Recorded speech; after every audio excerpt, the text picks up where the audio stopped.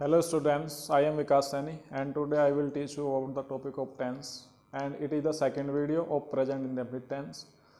In my previous video, I have taught you about the sentences of affirmative and conditional sentences, and if you watch the affirmative and conditional sentences, you should watch the previous video and go to VK Classes channel and subscribe and like the video. Watch the video till the end, and today let us discuss about the negative sentences of present indefinite tense. Friends, ये negative sentence है।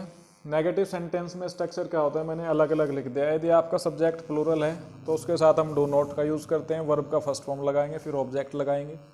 अगर आपका singular subject है तो उसके साथ हम does not का यूज़ करेंगे, वर्ब का फर्स्ट फॉर्म लगाएंगे, फिर ऑब्जेक्ट का यूज़ करेंगे। एग्जाम्पल मैंने लिखे हैं, वह झूठ नहीं बोलता है। आपका सब्जेक्ट सिंगुलर है, ये रहा। अगर सब्जेक्ट सिंगुलर है तो उसके साथ हम डज नॉट का यूज़ करेंगे, वर्ब का फर्स्ट फॉर्म यूज़ करेंगे और उसके बाद ऑब्जेक्ट का यूज़ करेंगे।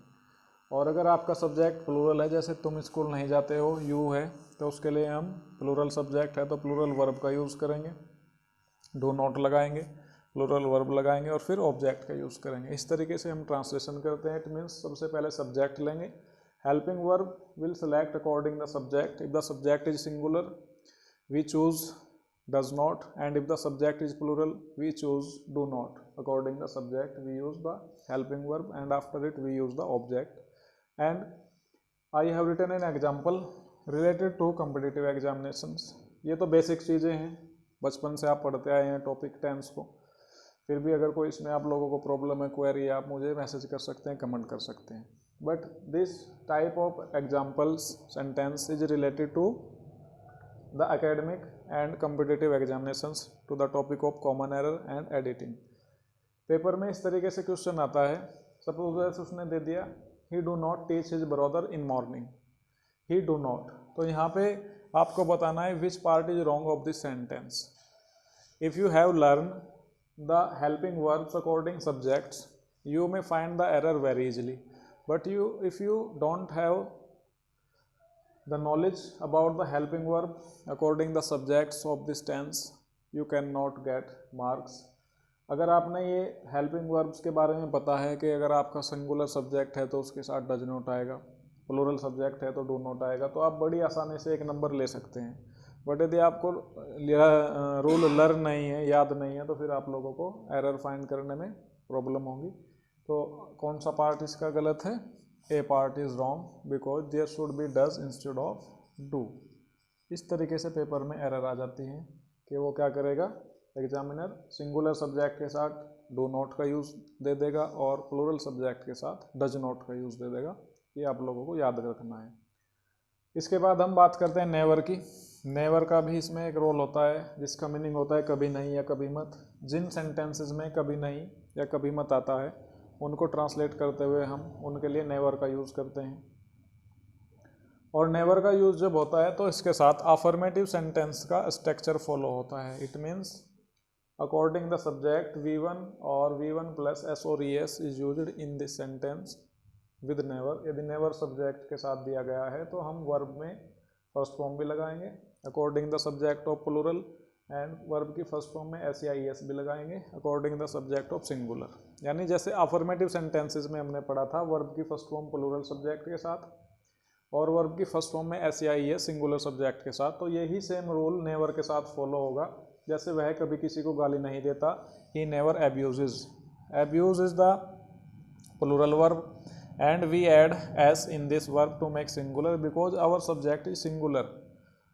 अगर हमारा सब्जेक्ट सिंगुलर है तो उसके साथ हम सिंगुलर वर्ब का यूज़ करेंगे, इसीलिए हमने इसमें एस लगाया। तो ही नेवर एब्यूजेस एनीवन। अब मैं आप लोगों के लिए एक एग्जांपल कॉम्पिटिटिव एग्जामिनेशन से रिलेटेड लिख रहा हूँ कि which type of ever from this topic may come in your examinations if there is do not plus never. Okay, sentence में दे देगा he do not never tells a lie, find the error, which part is wrong of this sentence. You have very easily found the error in this sentence, and the part of second is wrong of this sentence because we can't use double negative word in a sentence, or we can't use not, no, never, unless, until, hardly, scarcely, rarely, इन शब्दों को हम एक साथ use नहीं कर सकते। या तो डू नॉट का ही यूज़ होगा या केवल नेवर का यूज़ होगा। और अगर यहाँ पे नेवर का यूज़ है तो डू नॉट का प्रयोग करना गलत है। तो ये आप याद रखेंगे। नेवर से रिलेटेड एरर भी आ जाती है एग्जाम में। नेवर के साथ कौन सा स्ट्रक्चर फॉलो होता है ये, और जो डू नॉट और डज नॉट का स्ट्रक्चर है वो आप लोग याद रखेंगे इसको। ये आप लोगों का ट्रांसलेशन में भी हेल्प करेगा। इसके बाद हम बात करते हैं इंटेरोगेटिव की। इंटेरोगेटिव में दो टाइप के इंटेरोगेटिव सेंटेंस होते हैं। फर्स्ट टाइप का स्ट्रक्चर होगा डू या डज प्लस सब्जेक्ट, फिर अगर नोट है तो नोट भी लगा देंगे, नहीं है तो कोई प्रॉब्लम नहीं। वर्ब का फर्स्ट फॉर्म, लास्ट में क्वेश्चन मार्क, ऑब्जेक्ट, और फिर लास्ट में क्वेश्चन मार्क। जैसे क्या वह अंग्रेजी पढ़ता है।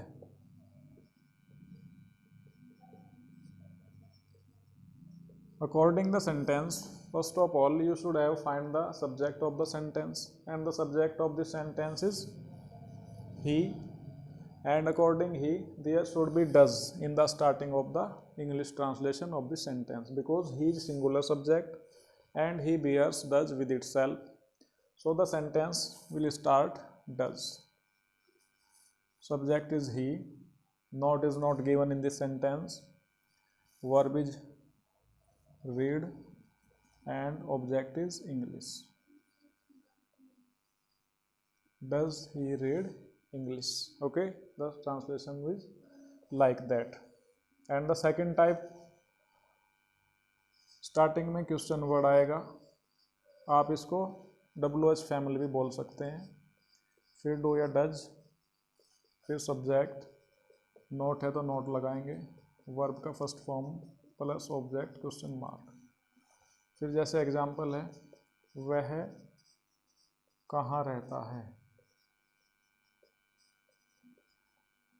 If this type of sentence is in front of you, first of all you should take the interrogative word, and the interrogative word is kaha, and the spelling of kaha is where.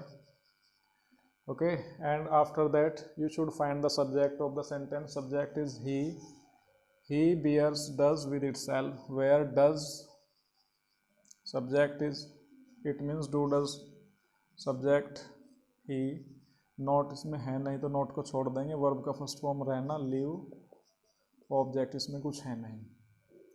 And now the point which is very important for you, which I will tell you. जैसे example है कि तुम्हें कौन बुलाता है, तुम्हें कौन बुलाता है। Such like the examples are very important, and first of all you should find the interrogative word is who, and who के साथ अगर आप इसे सेंटेंस को ऐसे लिखते हैं, कौन बुलाता है, who does call you, it is the wrong method of the sentence. Okay, because we can't use do or does with who।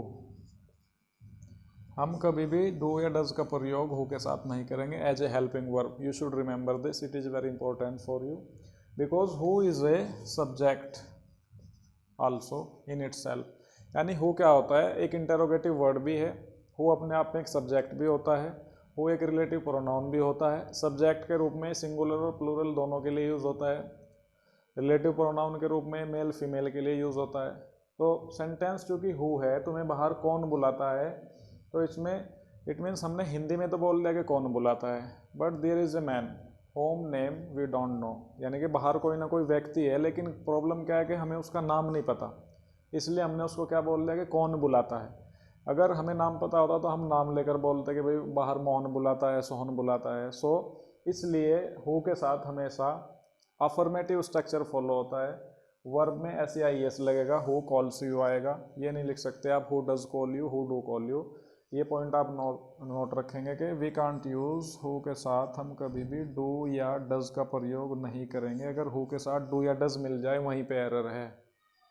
Without thinking you may tick the part as wrong in which part do और does is used with who. तो इस video में या इस point में कह लीजिएगा, एक तो आप लोगों को ये याद रखना है कि अगर नेवर है तो नेवर के साथ हम डू नॉट और डज नॉट का यूज़ नहीं कर सकते, और अगर हु है तो उसके साथ भी हम डज या डू का यूज़ नहीं कर सकते। और फ्रेंड्स, आज की वीडियो में बस इतना ही। नेक्स्ट वीडियो में हम आप लोगों के लिए लेकर आएंगे अगला जो कॉमन एरर से रिलेटेड क्वेश्चन हैं उनके बारे में बताएंगे। यदि आप लोगों को वीडियो पसंद आया हो तो वीडियो को लाइक कीजिएगा, चैनल को सब्सक्राइब कीजिएगा और वीडियो को ज़्यादा से ज़्यादा शेयर कीजिएगा। और आज की वीडियो में बस इतना ही, फिर मिलते हैं नेक्स्ट वीडियो में। Okay, thanks to all.